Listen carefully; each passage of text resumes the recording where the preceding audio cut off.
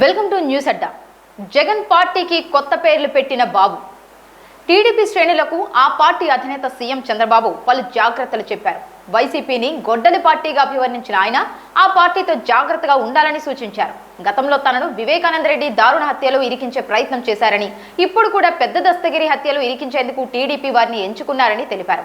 ఇలాంటి పార్టీలు వ్యక్తులతో చాలా అప్రమత్తంగా వ్యవహరించాలన్నారు. ప్రజల మధ్య కూడా తీసుకువెళ్లాలని సూచించారు.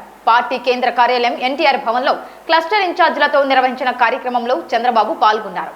ఏ మాత్రం జాగ్రత్తగా లేకపోయినా గొడ్డలి పార్టీ నుంచి మనకు ఇబ్బందులు తప్పవు. ఇప్పటికే అనేక విషయాల్లో టీడీపీని ఇరికించే ప్రయత్నం చేశారు.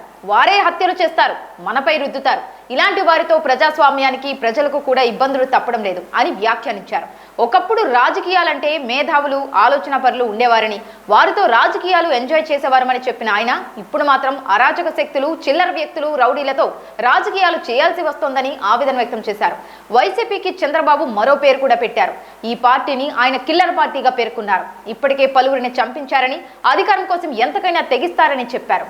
వివేకానంద రెడ్డి వంటి సౌమ్యులను కూడా దారుణంగా హత్య చేయించిన చరిత్ర ఉందన్నారు. మాజీ డ్రైవర్ను దారుణంగా చంపేసి ఇంటికి శవాన్ని తీసుకువెళ్లి అప్పగించిన ఘనా పార్టీలు ఈ పార్టీలో ఉన్నారంటే ఆశ్చర్యం వేస్తుందన్నారు. నాయకుడు ఎలా ఉంటాడో ఆ పార్టీలో ఉండేవారు కూడా అలానే ఉన్నారని పరోక్షంగా జగన్పై విమర్శలు గుప్పించారు. ఇలాంటి పార్టీ విషయంలో అప్రమత్తంగా ఉండాలన్నారు. ఎన్నికలకు సంబంధించి ఇప్పటి నుంచే ప్రిపేర్ కావాలని శ్రేణులకు చంద్రబాబు సూచించారు. ప్రభుత్వం చేస్తున్న అభివృద్ధి, సంక్షేమాన్ని ప్రజలకు వివరించడంతో పాటు గొడ్డలి పార్టీ అరాచకాలను కూడా ప్రజలకు చెప్పాలని హితవు పలికారు. ఈ విషయంలో ఎలాంటి మొహమాటాలకు తావు లేదని చెప్పారు. లేకపోతే వారు చేసిన తప్పులను టీడీపీ కార్యకర్తలు, నాయకులపై తోసేసి దానిని ప్రజల మధ్యకు తీసుకువెళ్లి నమ్మించే ప్రయత్నం చేస్తారని చెప్పారు. గతంలో అనేక ఘటనలు జరిగాయన్నారు. పార్టీ పరంగా ప్రతి ఒక్కరికి అండగా ఉంటామని, ప్రజలకు మేలు చేయాలన్న సంకల్పంతోనే కూటమిగా గత ఎన్నికల్లో విజయం దక్కించుకున్నామన్నారు. వచ్చే 15 ఏళ్లు కూడా కూటమిగానే ఎన్నికలకు వెళ్తామని చెప్పారు.